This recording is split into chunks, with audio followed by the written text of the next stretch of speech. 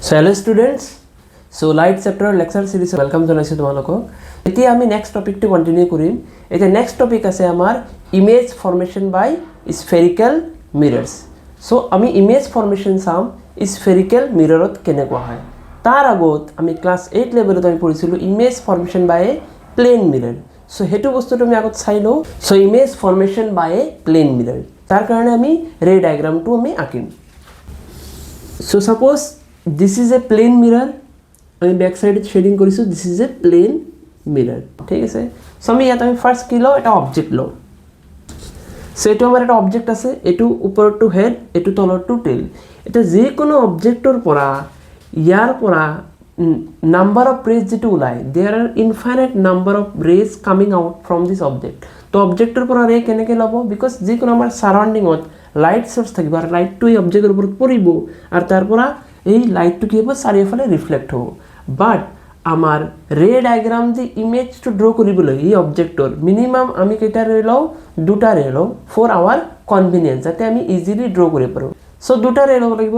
So this is our head. So হেডৰ পৰা number of raise কিমান ওলাইছে, ইনফাইনাইট নাম্বাৰ অফ ৰেজ ওলাইছে, বাট আমি কেইটা লম, দুটা লম। সো ফাৰ্স্ট আমি ধৰা এটাকে এনেকে এটা ৰে লৈছো, এটো আমাৰ কি হবে। এতিয়া ৰেটো প্লেন মিৰৰত পৰিছে। তুমি যদি ভালকৈ সব প্লেন মিৰৰত ৰেটো কেনেকৈ পৰিছে, নৰ্মালি পৰিছে 90 ডিগ্ৰীত পৰিছে।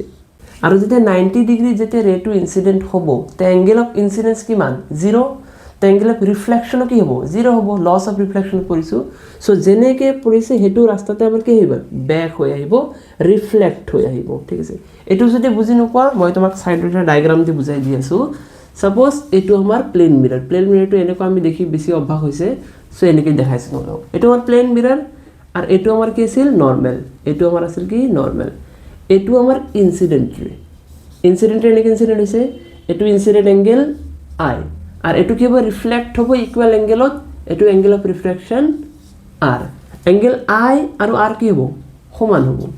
এতিয়া তুমি লজিক্যালি ভাবা, এঙ্গেল আই যেতিয়া আমি কমাম এঙ্গেল আরও কমিব, because angle i equal to angle r. আমি লাস্ট ক্লাসতে ডিসকাস কৰিছো, তোমালোকে যদি ভিডিওটো চোৱা নাই আমি কি কৰিছো, ডেসক্ৰিপশনত লিংকটো দিছো, তাৰ পৰা চাই ল'বা। যেতিয়া লাহে লাহে এঙ্গেল আই কমিব তেতিয়া এঙ্গেল আরও লাহে লাহে কমিব।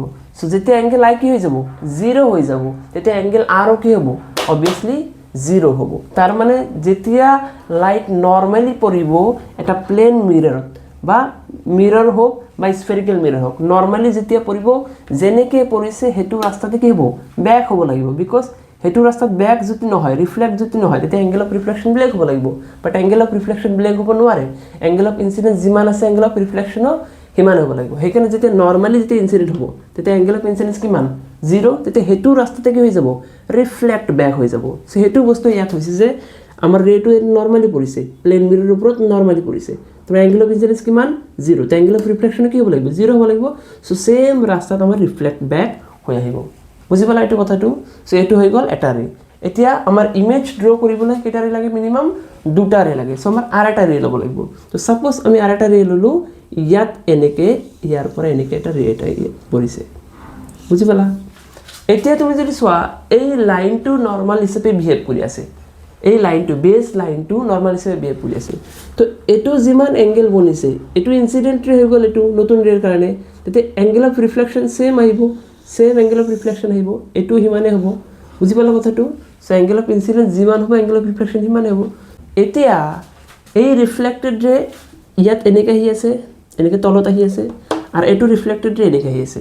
এই দুটা কেতিয়া মিট কৰিব নেকি কোৱাচোন, নট পসিবল। এই দুটা ৰিফ্লেক্টেড ৰে কেতিয়াও মিট নকৰিব। সেইকাৰণে আমি কি কৰিম, এই ৰিফ্লেক্টেড ৰেটো আমি ব্যাক ট্ৰেস কৰিম এনেকৈ। সো ব্যাক ট্ৰেস কৰা, ব্যাক ট্ৰেস মানে ডটেড লাইন দিম এনেকৈ, বুজি পালা। এইটো ইনসিডেন্ট ৰে, এইটো ৰিফ্লেক্টেড ৰে, এই ৰিফ্লেক্টেড ৰে এনেকৈ আহি আছে, ঠিক আছে। এইটো কি কৰিম, ব্যাক ট্ৰেস কৰিম এইফালে। সো এইফালে সেম লাইনত আমি ব্যাক ট্ৰেস কৰিম। আৰু ব্যাক ট্ৰেস কৰাৰ পিছত য'ত মিট কৰিছে তাতে বনিব কি আমাৰ ইমেজ। বিকজ আমি এতিয়াই কৈছিলোঁ যে য'ত আমাৰ ৰেবোৰ কটাকটি কৰিব, ঠিক আছে, বা য'ত কটাকটি কৰা এপিয়াৰ হ'ব আফটাৰ ৰিফ্লেকশন, হেতুৰ জাগাত কি বনিব, আমাৰ ইমেজ বনিব। সো ইয়াত বনিব আমাৰ এনেকৈ ইমেজ, ইয়াত বনি এনেকৈ ইমেজ, চাইছা। সো ইয়াত হয়তো আমাৰ বস্তুটো সিমেট্ৰিকেল হোৱা নাই বাট জেনেৰেলি কি হ'ব আমাৰ এই মিৰৰৰ পৰা এইটো আমাৰ অবজেক্ট ডিষ্টেন্স এইটো অবজেক্ট হয় এই মিৰৰৰ পৰা অবজেক্ট ডিষ্টেন্স যিমান হ'ব ইমেজ ডিষ্টেন্সও সিমানে হ'ব বুজি পালা আৰু অবজেক্ট যেটো সাইজ আছে আৰু ইমেজ যেটো সাইজ এটোতো একে হৈছে ঠিক আছে অলপ হয়তো কম বেছি হৈছে বাট এক্স্যাক্টলি কি হ'ব সেম হ'ব সো প্লেন মিৰৰত আমাৰ যেটো ইমেজ বনিছে সেই ইমেজটো এতে ইমেজ কে ধৰণৰ হেতু বস্তু মই ফাৰ্স্ট আমি ইয়াত সাইডত পঢ়ি লওঁ ইমেজ টু কে ধৰণৰ টু টাইপছৰ ইমেজ হয় টু টাইপছৰ ইমেজ হয় এটা কি ৰিয়েল আৰু এটা কি ভাৰ্চুৱেল এতিয়া ৰিয়েল ইমেজ যেতিয়াই বনিব ৰিয়েল ইমেজটো অলৱেজ কি হ'ব ইনভাৰ্টেড হ'ব আৰু ভাৰ্চুৱেল ইমেজ যেতিয়াই বনিব ভাৰ্চুৱেল ইমেজ অলৱেজ কি হ'ব ইৰেক্ট হ'ব এটো মনত ৰাখিবা সো ইমেজ কে ধৰণৰ দুই ধৰণৰ real and virtual real image always কি হয় ইনভাৰ্টেড হয় উল্টা হয় আৰু ভাৰ্চুৱেল ইমেজ অলৱেজ কি হ'ব ইৰেক্ট হ'ব এতিয়া আৰু এটা বস্তু ইম্পৰ্টেন্ট বস্তু মনত ৰাখিব লাগিব যেতিয়া ৰে ডায়াগ্ৰাম ড্ৰ কৰিম কি কৰিম যেতিয়া ৰে ডায়াগ্ৰাম ড্ৰ কৰিম ৰিয়েল ইমেজটো বনিবলৈ আমাৰ raise will actually intersect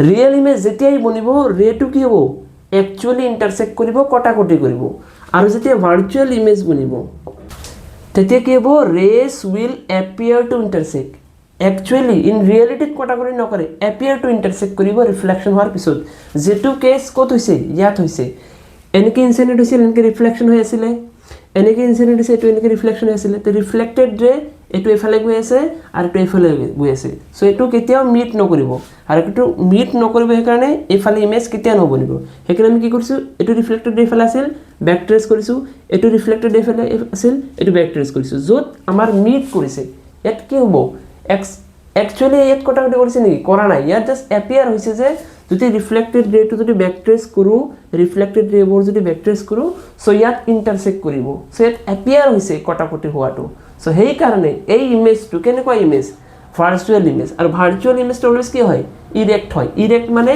object যেনেকুৱা সিধা আছে ইমেজটো তেনেকে সিধা হ'ব হেতু কয় ভাৰ্চুৱেল এন্ড ইৰেক্ট ইমেজ আৰু এটো হ'বলে কি হ'ব লাগিব rays will appear to intersect yet appear to intersect হৈছে because dotted line shows appear to intersect so ইয়াত যেটো ইমেজ বনিছে প্লেন মিৰৰত ফাৰ্স্ট থিং প্লেন মিৰৰ ইমেজৰ যদি প্ৰপাৰ্টি হদে so প্লেন মিৰৰ ইমেজৰ প্ৰপাৰ্টি কি দিবা ভাৰ্চুৱেল এন্ড কি দিবা ইৰেক্ট ভাৰ্চুৱেল লগত অলৱেজ অটোমেটিকলি ইৰেক্ট টু আহিব ভাৰ্চুৱেল এন্ড ইৰেক্ট আৰু কি হ'ব দুই নম্বৰ তুমি যদি ভালকে সো অবজেক্টৰ সাইজ আৰু ইমেজৰ সাইজ কি same so you can write object size mathematically লেখা equal to কি হবে image size তো দুই নম্বর property image formed by a plane mirror first property কি virtual and erect second property কি object size equal to image size third property very important image যেটো ইয়াত বনে ইয়াত তো তোমালোকে দেখা না পাবা